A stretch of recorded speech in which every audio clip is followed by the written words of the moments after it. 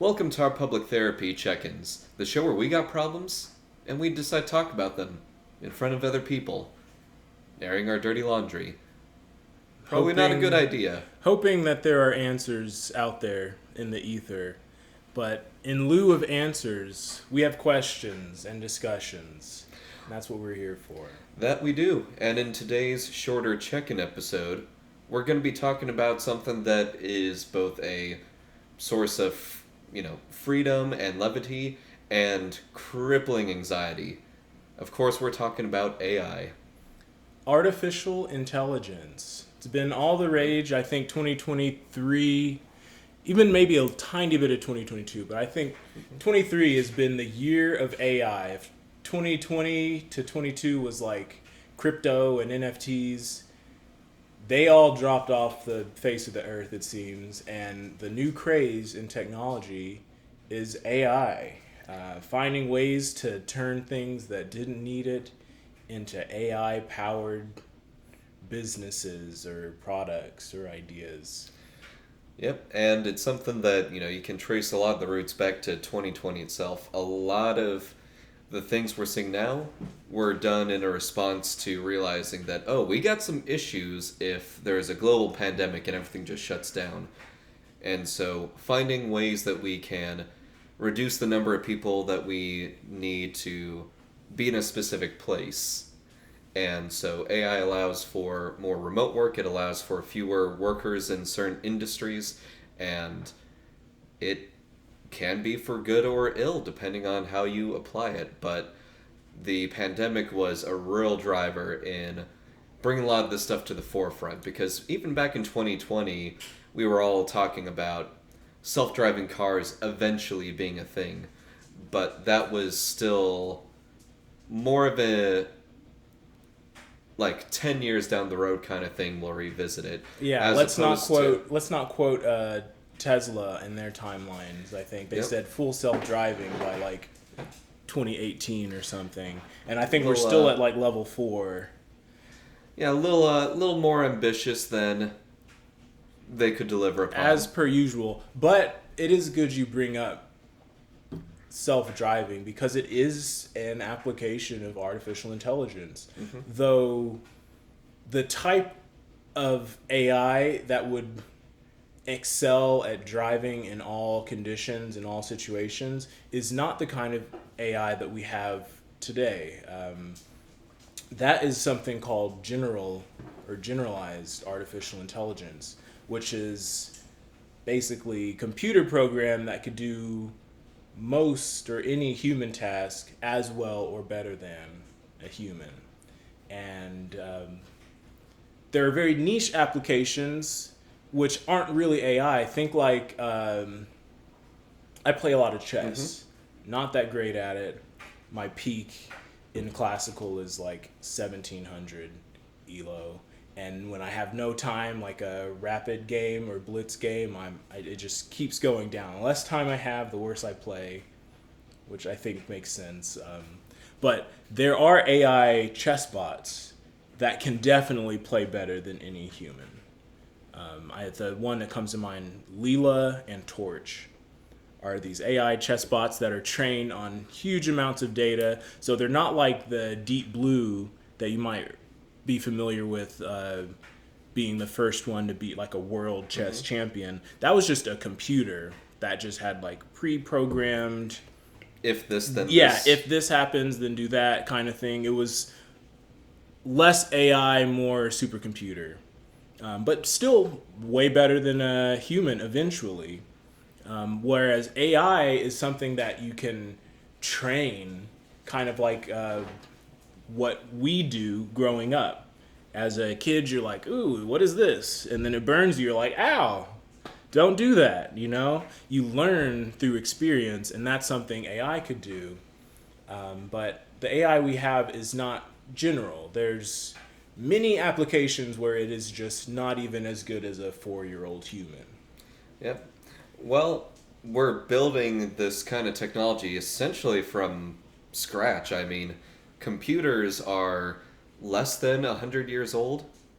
Like, we're in 23. I'm Yeah. pretty sure the computer was a World War II invention, and we had some foundations that were beginning to be set in World War One, but the actual like structure that would become a computer was based off of different code breaking machines that were around in World War II. Yes, you could thank So- war. Thank war Yep. and the invention of the transistor, I think, by Bell Labs. I don't think Yeah. you can call what was before the transistor a true computer in the modern sense, though we had computational devices, I guess you could Yep. say. But yeah, code breaking during the Second World War and inventing a little electronic switch. Yep, so That was the evolution key. took, millions of years in order to get to a point where it could develop a semi-rational brain after 4 years of development. Given that computers are less than 100 years old, the fact that we're now working on things that can go in some aspects to the level of a 4-year-old is quite impressive. So Right. give it more time. Especially because 4-year-olds can be evil. So we're already treading on thin ice there, making a bratty AI that just throws everything you give to it immediately onto the floor. I think you might also have a little bit of a negative biasy because of how many nephews you have. So I forget. Are you at 7? It's nephews five. now? Five nephews that I have. One of which has a birthday on Friday because I work on Thursday. Yeah. Well, it sounds like I know that you love them and they're your buddies as well. But it sounds like they had some rough times when they were 4. Yeah, they all have their growing pains, okay? Yeah. But no, AI, it's, as you said, it's a tool, and it could be used for good or evil or ill will. It could be used to take our jobs, or it could be used to make our jobs much easier. Yep. Now, on that, what does AI think about AI? Because, we have an AI readily available to the public with ChatGPT. We have an account ready to go. That is true. I say we look, and earlier, before we started to record, we asked it, what are the limitations of AI? So how self-aware is Okay. ChatGPT? So, not sponsored content. Joe and I actually, maybe less than a year ago, maybe, 8 months, I could check the dates. We were toying with this technology when it was really, the fastest growing social media platform, when all the hype was still there. It's since died down a bit. I think ChatGPT as a company like OpenAI is going through its own growing pains, just like the technology. They outed some leadership and then brought that leadership back 3 days later after everyone was like, what are you doing? Sounds like a number of couples I know that they got into a fight, they broke up for a week, and then they're right back They together. were right back. But the tech is still here, and I have an account and have had one for almost a year now. So, I said, what are the limitations of artificial intelligence? And ChatGPT says this, one short paragraph. It was quite quick. We were testing the time before we recorded to see if we could even do this live. But AI has limitations such as lack of true understanding, it's a big one, susceptibility to bias, also a big one, needs for large amounts of data, which we've already mentioned, potential job displacement, which I also mentioned. Yeah. So I think that true so far, and ethical concerns. That one is concerning. I guess, but it's such a broad thing. Ethical concerns you can define in a lot of ways. Right. What do they mean? That's what I would ask it next. What specific ethical concerns? Because I feel like this is about to go down a dark path, but Let's see where it leads. sparked my curiosity. So I'm saying, what specific ethical concerns are you talking about? As an aside, I like that it used to be called Swipe. There was just an app where you could do, instead of discrete types, you just kind of drag your finger around the keyboard and it chooses the word. Yep. I don't know if Apple bought the app or they just Recreated something recreated similar, it, yeah. stole the IP. I have no idea. Whatever it is, I like it. It's pretty cool. It's much better than I remember it being like 8 years ago, when like you happen to have a word that's just the top letters and it's like, did you mean moo? I was like, no, it's not what I meant. I wanted to say tree. No, and very similar to a voice to text, where it still messes up like what I'm trying to say all the time, but less frequently than before.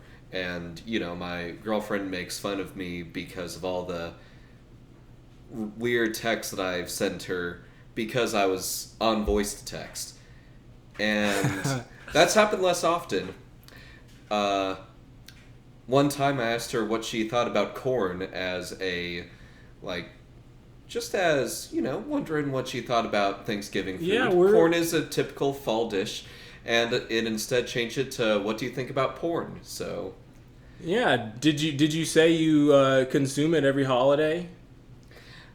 she called me out before that, but, I mean, we could have gone down a long rabbit hole with that. Yeah, you wanted to say corn on the cob, and instead it typed porn on the job, and Yeah. luckily you're still together. Yep, but I did get fired. Okay. That one actually, you know, corrected what I said to, you know, corn on the cob on when the I said, cob, like, oh. yeah, just, you know, Thank God. doing porn on the job. Okay, so the ethical concerns. I say, what specific ethical concerns are you talking about? And quite quickly, must have these on deck here. Ethical concerns in AI include issues like bias in algorithms, invasion of privacy, potential misuse of AI for malicious purposes, lack of transparency, accountability for decisions made by AI systems. We got to come back to Yeah. that because I have a relevant point that we won't dwell on because it's not that kind of podcast, but it is relevant. Yeah. And the overall impact on employment and social structures. Striking a balance between innovation and responsible AI usage is essential. Okay, so on the accountability for decisions made by AI systems, that's very interesting because I won't say specifically what conflict, though by timestamp, I guess you could probably deduce what I'm talking about. But let's say, hypothetically, there's a military out there who determines the location of their airstrikes or bombing campaigns through AI. So an AI does some sort of assessment about, like, okay, these are the buildings, these are the schools, I these gotcha. are the population centers. Yeah, most likely place for a terrorist would be this Right building. here, yeah, and minimizing bystander casualties, you know, keeping it below 23% would be this, you know, and it gives out a plan. Yeah. And then the leaders in that military say, yep, that's the plan. And then they push the button, right? The AI, as of yet, can't actually just launch the missiles or whatever, but they can give the plan, right? Yeah. So in that case, who is really responsible? And can that military, if something goes wrong, just say, well, it wasn't us? Like, the AI said it would only be 23% casualties by civilians max, and it was 37. Like, how could we have known? And I have no easy answer for that. Oh, the easy answer is it's whoever, like, actually, like, made the decision to, like, bomb it. It's whoever said, like, let's listen to this and go forward with it. Because militaries take action on bad data all the time. Like, there are many instances where something just goes wrong, especially when you need to make a decision in crunch time. There is a great book called Extreme Ownership by Jacko Wilco. He's also a guy who does a podcast former Navy SEAL, now business consultant, and talks about leadership stuff all the time. But he usually tells his leadership lessons through the lens of both an application in the business world and an application in his time with the SEALs. And with that, he was telling the story about how executing like orders on bad data led to them having a friendly fire situation where they were attacking their own people. And that is about as awful as you can get, right?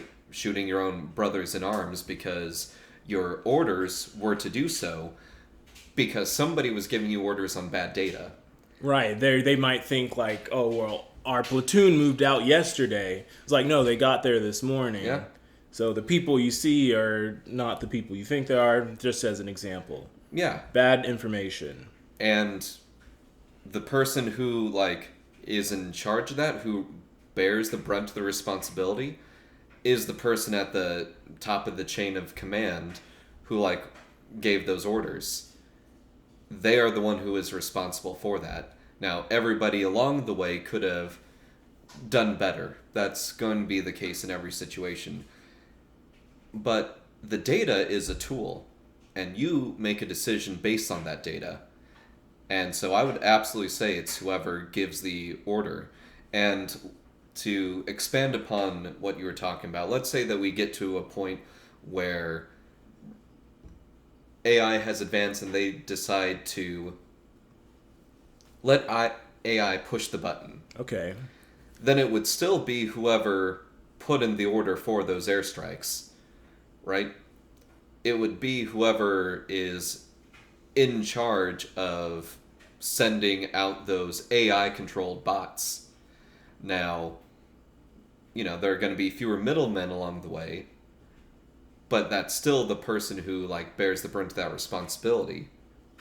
So at this point, I think you can trace back the human element to some culpability, but I see, hopefully not in the near future, but a future where the distance between like the nearest human input and an AI action just gets greater and greater. Oh, absolutely. Till eventually you just turned the computer on a year ago and it's just been doing its thing for a year, and at the end of that year it's like, yeah, now's the time for the airstrike. It's like, okay, is it the person who turned it on at the beginning of the year? Is it the programmer who made the like military AI bot? It does get murky, though. I'm glad to see that at this point it's not so unclear. You can still Well, I would also some. say that that's something where when you're taking actions that are going to end human lives, and that is the intention of a bombing, is to, kill your enemy, then that's always going to be something that needs some sort of authorization. I would throw out that it might get trickier in a smaller scale on the home front. Because let's take, for example, something that we talked about off podcast, which is the AI stacking robots that you see at a lot of Amazon. Okay, so now we're talking, economy and jobs, which is good. Get off war for a second. Yeah, but we're still going to be a bit morbid because I'm creating a scenario where, like, it leads to a human casualty. We have the robots. They are working great. They've replaced most typical workers. And then let's just say that there's some engineer who goes out there to do basic maintenance. He follows procedure exactly as he's supposed to. But one of the bots steamrolls ahead and crushes him and kills him. Who bears the brunt of that responsibility? Well, in some sense, it's going to be the corporation who has liability because something happened on their premises. But that's so far removed from the actual, like, person who would be in charge of that, right? Is it the programmer? Is it the engineer? Like, do they need to evaluate that he did follow proper procedure? Is it the store manager, the district manager? Yep.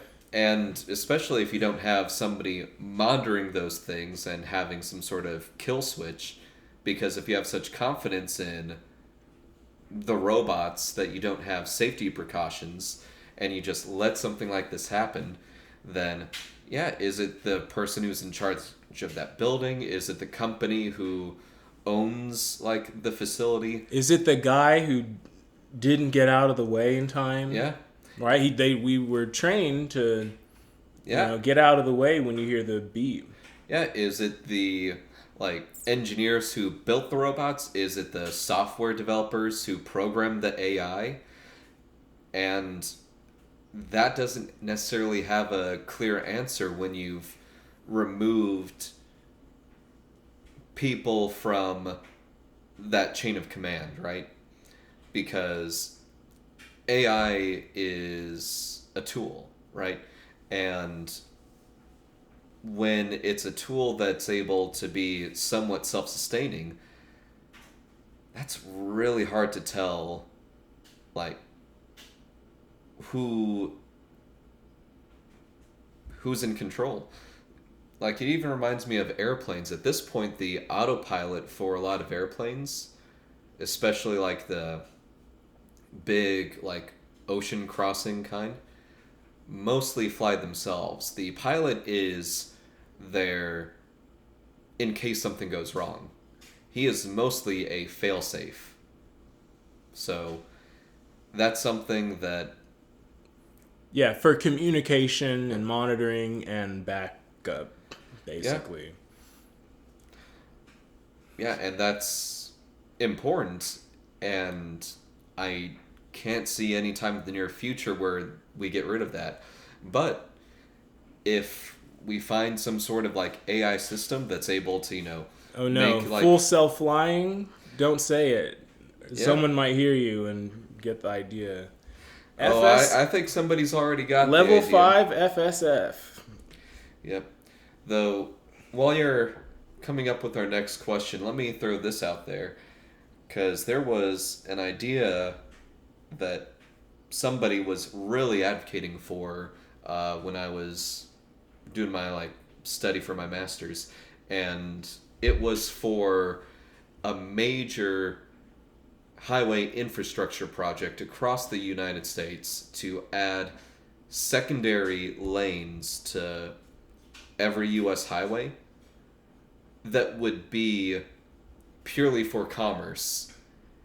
And that would allow for self-driving trucks to just be going back and forth. Which sounds interesting until you realize that that's just kind of a less efficient way of doing rails. Which we have, and we have a much easier way to further develop rails. So, that's all to say that sometimes the things that we're trying to apply AI to are kind of redundant. Yeah. I've seen a few good kind of takedown videos of technology on YouTube where they try to approach the problem logically, and the end result, the incredible product that they come up with is just a train. So I think you're on the right track. It's hard to move more stuff more efficiently than a train can do. I guess one point against it is maybe the emissions. Like if you want a low emissions form, maybe it's just not feasible to have a electric train or solar powered train. It's just not a thing, and the batteries would be too large. I understand that, but I think this efficiency and scale would probably outweigh the emissions you'd get from a fleet of just diesel trucks. No, absolutely. And plus, even if you're able to convert those to electric, the way that you're able to produce electricity is going to be a mixture of renewables and non-renewables. For the sheer amount of power, we are not there technologically for renewables to do anywhere near the amount it would take to make electric trucks more environmentally friendly than rail. So yeah, Yeah, you got to charge them somewhere. And not everyone's close to some hydroelectric generator. It's yeah. probably like 50% coal powered anyway. I mean, if you talk about charging the thing.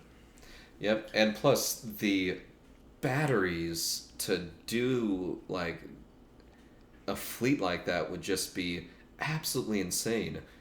Right? That doesn't account for the emissions just in the lithium mining process, which is apparently very corrosive and usually takes place in places that don't have too many other economic opportunities. There's like a whole ethical quandary there. Yeah. It's like, yeah, we can get our lithium. I heard, yeah, like Argentina has great lithium, but they're going through their own kind of economic, not turmoil, but revolution. Non-violent right now, but one guy's like, yeah, let's stick with the central planning we've been doing for 80 years, and another guy's like, no, privatize everything. We have all this lithium and copper.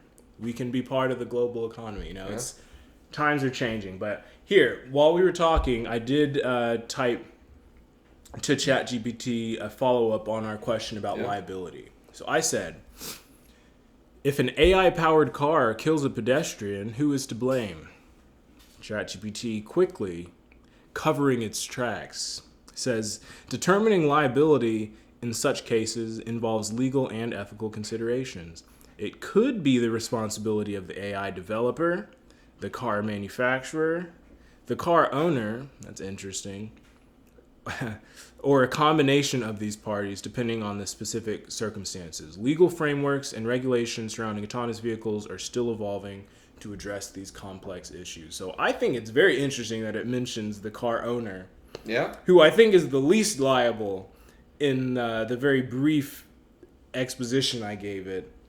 But I guess, like as it is now, well, it depends. If you weren't attentive, that is your fault because it's not full self-driving. Well, it also depends on the situation, right? So let's say that someone else was driving that car, right? And you're the owner, and you didn't do the proper maintenance on it, which then led to that happening. So it was a self-driving car, but your poor care led to that being the case. Then, the owner would be liable because the AI, as far as the programmer is concerned, was operating the way it should be. The manufacturer, same thing. But your poor maintenance is ultimately what caused that to happen.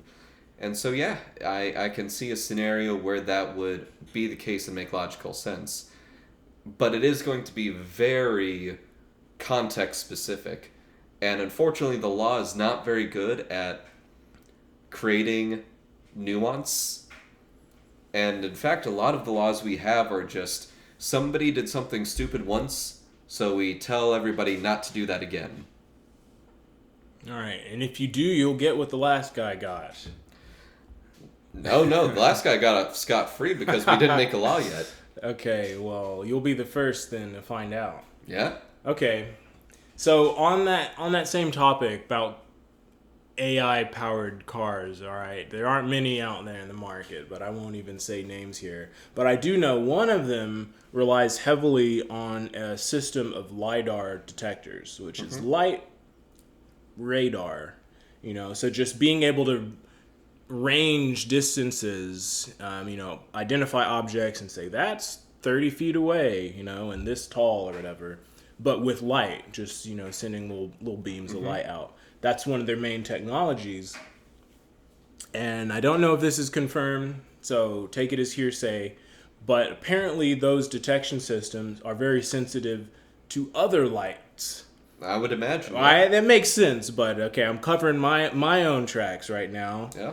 Don't sue me, who I'm talking about. But apparently, like, if you have one of these full self-driving cars in one lane and, say, a police car with their lights on in the other lane, it just messes up their LiDAR detection because, all they see are like red, white, blue flashing lights, and they can't properly range other distances or objects, and then that can cause crashes. So there have been recorded cases where coincidentally the crash happened nearby or after passing like an ambulance or fire truck or cop car or something. That doesn't sound coincidental. It That does sounds like linked.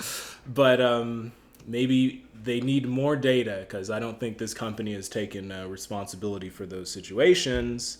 But in that case, is it the ambulance's fault because it was their lights, that caused the thing to mess up? That is in no way the ambulance's fault, right? An external actor just living their own life, doing their own thing. That's like saying, well, it was my ex's fault for walking past me. That's why she got stabbed. Yeah, I told her this was my knife hand. Yeah? Yeah, well then, I don't know. It just seems similar to the case of it was your lack of maintenance on the car. It's like, well, you should have... because that was a completely unrelated third party. The ambulance is an unrelated third party. The owner is an involved individual because they own the vehicle. But should the owner know that you shouldn't drive close to a, strobe light, or else it was maybe it was in the fine print or something. I don't know. Now the situation's changing, but I'm saying that it's difficult. It's so weird and murky. That's why you need context, but you can at least say that an unrelated third party is unrelated, right? So as far as that, because you could say the same thing, let's say that there was a bright flash of light because of a meteor shower, or even lightning strike. Yeah, lightning strike. No, you can't sue the lightning. Yeah, and that is just part of the environment that exists and happens. And so whoever is liable when something goes wrong is liable still. And the fact that something unexpected happened did not change their ownership or responsibility for what happened. So in that case of the oncoming emergency vehicle and fully functioning onboard systems, it would be manufacturer liability. I guess that makes the most sense to me. Yeah, if it's based on the program and the program did what it was supposed to do and resulted in that happening, then absolutely, because the program responded appropriately to an outside stimulant causing a crash. Now, let's say that the lights were flashing, the driver got scared and he took control and did something else. Or let's say that, the driver, the owner of the car, saw that there was a scratch, something that happened, I don't know, some neighborhood kid kicked the side of his car. He didn't bother to get it repaired, and that malfunction because of damage led to it responding inappropriately because it didn't have all the data. Then that's something that you could attribute to the owner being at fault. Right. Right? Because it's a tool, right? And so if you use the tool appropriately and something bad happens, it's the manufacturer of the tool's fault. If you use it inappropriately or something damaged it in a way that is your responsibility, it's your fault, right? So if I'm using a drill and I plug it in, and as soon as I click the button, I get electrocuted. It's the manufacturer's fault. But let's say that I let wear and tear happen and it got damaged, and I click the button anyway and I get electrocuted. That's my fault because I did not maintain the product to the standard which the company guarantees. What if it wasn't the drill that was malfunctioning, but the outlet improperly wired in your own home? And then you plug into that outlet and you push the button and it'll get electrocuted. Like, is Yeah. it would be the electrician's fault, or should you have, been checking all your outlets periodically to know that they're functioning properly? Well, in that case, it would probably be related to like how long after the fact, for one, and B, I think it would still be the manufacturer of the drill because at least in that specific scenario, they should have fail safes built in, right? And the fact that that output was able to be delivered to you is a fault in the design. Now, let's say that you were just plugging something in and it like burst out and it was at the plug, not the button, right? Then, yeah, that was a fault in the wiring and that would probably be something that you could attribute to the electrician. And depending on the time from that, you could then determine is that has a statute of limitations happened. All right, let's get on to a slightly more positive but AI-driven topic. Okay, right. we're getting into a lot of legalese and car crashes, very fatal. So I want to ask it something that we've discussed in our Yeah. podcast in an older version about a utopia. Heaven on earth. Prototopia, Yes, as we call it. as we call it, copywritten term, trademarked TM. How can AI assist in creating a utopia here on Earth? All right.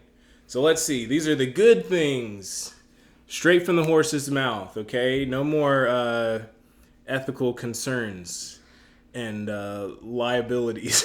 I would imagine that I'll have many ethical concerns. Okay, well, let's see. Oh, well, I think the first one you already have concerns with because it runs counter to the tenets of free market capitalism. Or maybe it doesn't.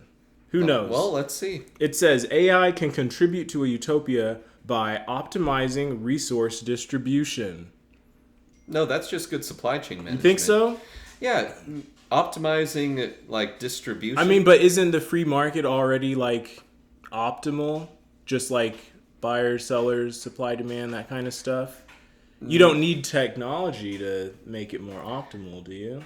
Oh, absolutely. I mean, even think about how simple technology like a ledger better optimizes like distribution of resources by actually knowing what resources are available. And that's a very simple technology. That's something that, starts at the early stages of a market. It's just being able to track what an individual like area has within its own context. And then when you're able to better track and link those, yeah, like that's just basic supply chain management. If a buyer and a seller meet up and they're like, I want what you have, I'll give it to you for this price because of market forces or something. But then the AI says, actually, this third person is the better buyer and you would both benefit if you let that person be like the in-between person. Is that going counter to like those two initial buyer seller people? Like, would they be like, well, no, like I know who I want to sell to. Who are you to tell me that this is the better sale?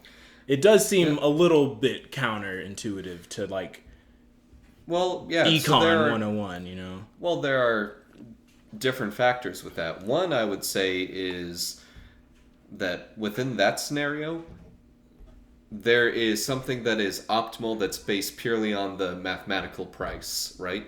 And what AI has a hard time doing is, one, predicting future outcomes based on many variables, and two, understanding the human element or factors that are outside of its jurisdiction, right? So the AI might say, actually, this is a more optimal, like, let's just say that you have a paper company, like a Dunder Mifflin, and it's saying, well, you would be better buying your raw paper from company B than company A. But company A has a long-lasting relationship with you guys, and even though Right, B, you wouldn't be company B without us. yeah, Yeah. and whereas company B has a better price point, well, depending on how robust that AI is, it might not be able to predict how that price is going to change in the future, or how other factors such as reliability of their supply chain and getting the paper you need to sell to you would have an effect, whereas the long lasting relationship and reliability of company A might be worth a greater premium, right? Or the effect that the headline company A parts ties with company B would have on the price of like paper pulp. Yeah, and so that's something where it's giving you data, right? And it can better optimize like the data used to make a decision. But it doesn't necessarily give you all the factors that you need in order to make that. Okay. So that's the first part. I And got again, you. I would say that that's not That's within the communist. umbrella. Yeah. So Okay. what that's talking about is maximizing the efficiency with which you distribute resources, not equally distributing them or ethically distributing them, right? Because AI could just as easily be utopian in creating maximal efficiency in such a way that human life is commodified. And so the most efficient thing is to have 20% of the population working in mines, living miserable lives, and never seeing the light of day, while 60% are working in very strict positions that we assign to them, and then 20% get to live in a scenario that feels like utopia from the outside, but is actually just medicated like numbness on the inside. Okay. So that was just the first of three Yeah? clauses. All right. Optimizing resource distribution. Okay. Solving complex problems. Yeah. I like. Yeah. What do we do with all these homeless people? That's a complex problem. I mean, let's ask that next. Okay. Saving to brain. Yeah, because I'm not confident it's gonna be able to do that kind of complex problem. Yeah. I think it'd be much better at doing a complex Math problem. problem. Yeah. Well, who knows? I have done some interesting math on the economic side. I'm not an economist, but I am a recreational mathematician and engineer, non-recreationally.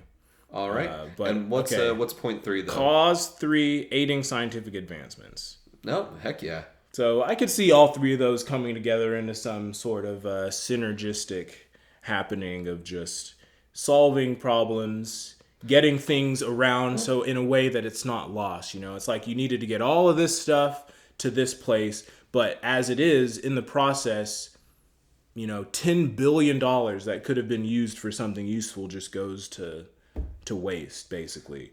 Getting that 10 billion down to say 10 million and then actually putting that money to use somewhere else could be a way to maximize efficiency. So what AI would be great at then is essentially finding ways to more efficiently do any sort of space project, right?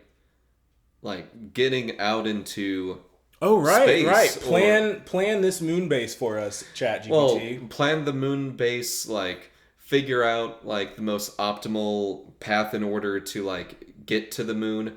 Uh, Start to figure out like aspects of advancement as far as creating a livable space that could actually be a long-term like moon base area, and even the first part of optimizing like resources, it could optimize like understand the supply chains and see how can we most efficiently within our budget get the very expensive and rare materials we need in order to like do this.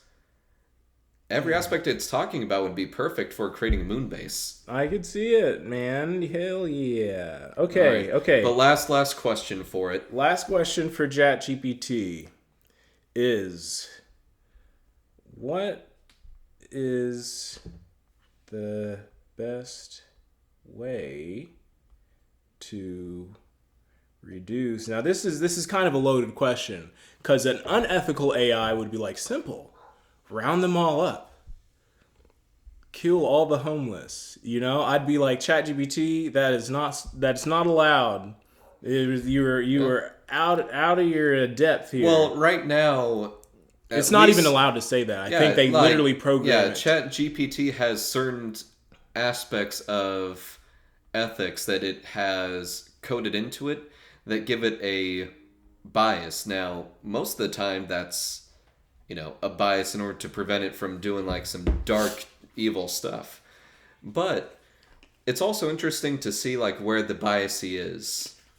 Like I was able to find that it does have some political leanings by just seeing what questions it would answer and what questions it would not. Like the one I told you about as far as like... Yeah, who's worse, Stalin or the Hitler? Yeah, and it's like, yeah, they both suck.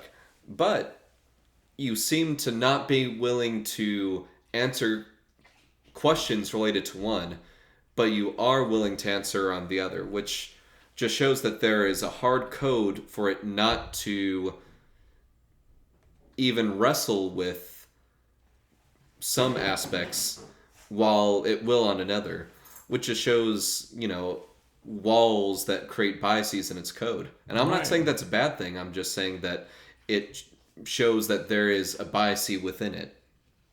Yeah. Taylor Swift or Ariana Grande? Sorry, I am not able to answer that. Yep, ... But Britney, bitch. Okay. So I said to ChatGPT, what is the best way to reduce the homeless population in America? And let's see what it says here. Mm-hmm.